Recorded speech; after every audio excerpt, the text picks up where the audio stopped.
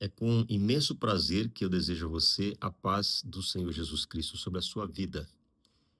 Eu quero aproveitar este momento para meditar com você no livro do profeta Isaías, capítulo 33, verso 22, que nos diz assim: Porque o Senhor é o nosso juiz, o Senhor é o nosso legislador, o Senhor é o nosso rei.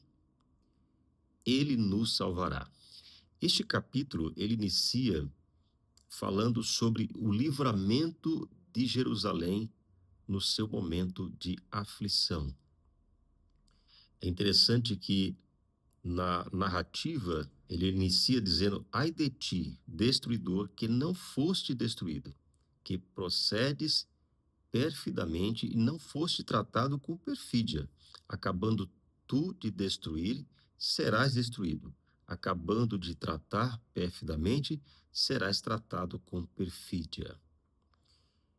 Isaías, ele é um profeta que trouxe a palavra do Senhor no período do ano 740 ao ano 700 antes de Cristo. Portanto, no século oitavo antes de Cristo. Um período em que nós conhecemos como o reino dividido de Israel. Neste período que Isaías começou a profetizar, estava ocorrendo o declínio das 10 tribos de Israel que ficaram ao norte. E Judá também estava em fase de ser sitiada pelos seus inimigos. É muito interessante observar que existe uma ascensão do chamado Império Assírio. Ele será tremendamente terrível, ele será muito cruel, porque ele não vai só subjugar os seus inimigos, mas vai tratá-los com muita desonra e com muita crueldade. Nós vamos ver, por exemplo, o grande Senaqueribe, muito conhecido pela história, pela sua arrogância, pela sua prepotência e pela sua crueldade. É interessante que Isaías escrevendo, no versículo 7 do capítulo 33, ele diz assim: Eis que os heróis pranteiam de fora e os mensageiros de paz estão chorando amargamente. Nesse versículo 7, quando ele fala dos heróis que pranteiam, Isaías quer dizer o seguinte: olha, ainda que foi tentado todo tipo de paz no sentido da aliança diplomática, do convencimento do seu inimigo, por todos os artifícios humanos possíveis, políticos, econômicos, nada disso foi suficiente para superar as adversidades. É importante lembrar que neste período tentou-se uma aproximação dos assírios e até aceitou-se algumas regras, aceitou-se algumas imposições para se manter uma possível paz. Mas lá na frente, os assírios traíram os acordos que haviam sido feitos e voltou a subjugar de forma muito cruel ao povo de Israel. Nós vamos observar um pouco mais à frente, no versículo de número 14, já no início do terceiro parágrafo desse capítulo: os pecadores em Sião se assombram, o tremor se apodera dos ímpios, e eles perguntam: quem dentre nós habitará com o fogo devorador? Quem dentre nós habitará com chamas eternas? O que anda em justiça e fala o que é reto, o que despreza o ganho de opressão, o que com um gesto de mãos recusa aceitar suborno, o que tapa os ouvidos para não ouvir falar dos homicídios e fecha os olhos para não ver o mal. Este habitará nas alturas, as fortalezas das rochas serão o seu alto refúgio.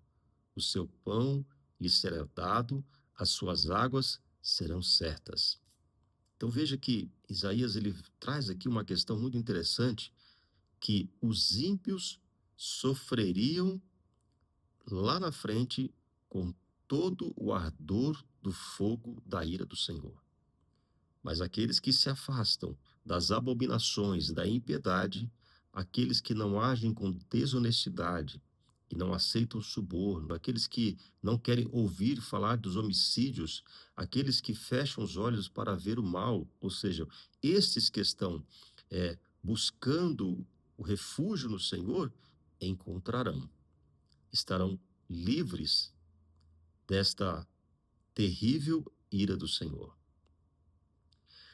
No verso de número 17, ele diz: Os teus olhos verão o rei na sua formosura, verão a terra que se estende até longe, o teu coração se recordará dos terrores, dizendo: Onde está aquele que registrou, onde o que pesou o tributo, onde o que contou as torres?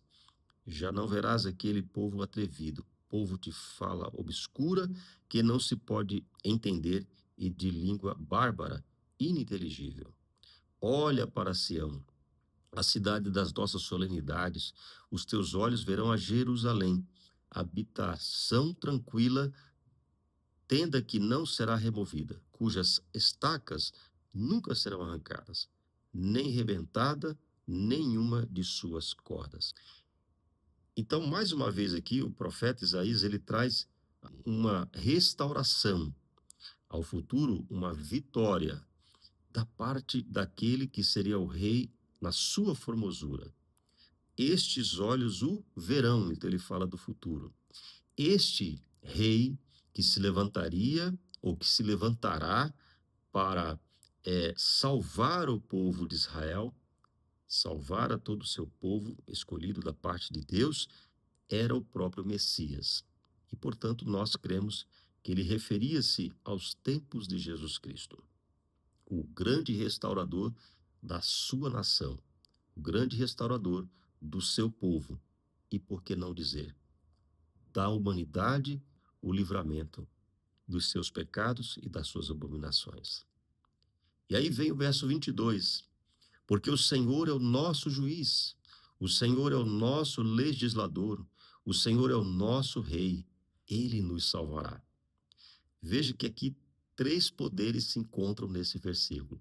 O Senhor é o nosso juiz, judiciário. O Senhor é o nosso legislador, legislativo. O Senhor é o nosso rei, executivo. Interessante como esse versículo ele une a tríade do poder, que hoje no mundo moderno é muito praticada por várias nações do mundo. Então nós temos aí o tripé do poder. Então esses três poderes, eles estão no Senhor. É Deus que tem o domínio sobre esses três poderes.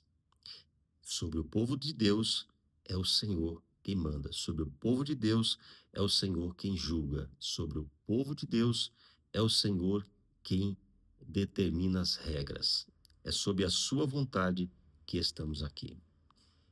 E eu acho interessante porque toda essa narrativa da profecia de Isaías, que nós vamos encontrar respaldo lá no segundo livro dos Reis, a partir do capítulo 17, vamos ver ali a queda de Israel, e por volta do ano 722, e depois, na sequência do capítulo 18 em diante, nós vamos ver ali toda a dificuldade que Judá passou com relação ao cerco da Síria e depois da Babilônia. Então, portanto, cumprindo-se, né, a profecia de Isaías que havia sido dita anteriormente.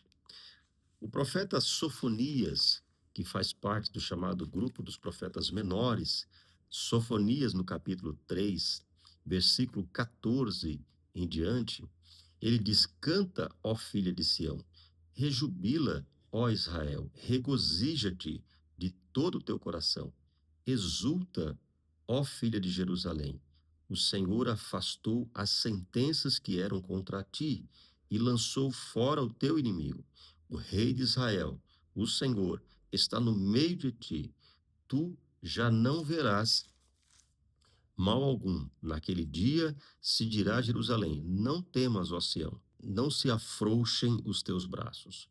O Senhor teu Deus está no meio de ti, poderoso para salvar-te. Ele se deleitará em ti com alegria, renovar-te-á no seu amor, regozijar-se-á em ti com júbilo. Este profeta, ele é posterior a Isaías. Então, ele é mais, digamos, recente na história. E ele aqui, então, já está num período em que havia o cativeiro da Babilônia. É o fim do cativeiro sobre os judeus. Mas também é, concretizou-se naquele período o fim do Império Assírio, aquele terrível Império Assírio que Deus havia prometido também destruí-lo. Acendeu-se o Império dos Caldeus, mas Deus também já havia decretado sobre este império o seu fim. E agora acende o Império Medo e Persa. Interessante, meus queridos, que nós vamos ver que na palavra de Sofonias se cumpre também aquilo que Isaías já havia dito. Levantar-se-á para Israel, a filha de Sião, que é chamada Jerusalém, levantar-se-á o Senhor, este que salvará, este que será o rei de Israel, este que estará no meio deles. Então, havia promessa de restauração, havia promessa da vinda do Messias. Nós não vamos nos aprofundar nessas questões, porque são muitas profecias e são longas as suas reflexões, mas queremos aqui encerrar esta palavra, mostrando o que Isaías disse no capítulo 33, verso 22. Não tema, porque Deus é Ele que é o justo juiz, é Ele que é o justo legislador e é Ele que é o justo governador.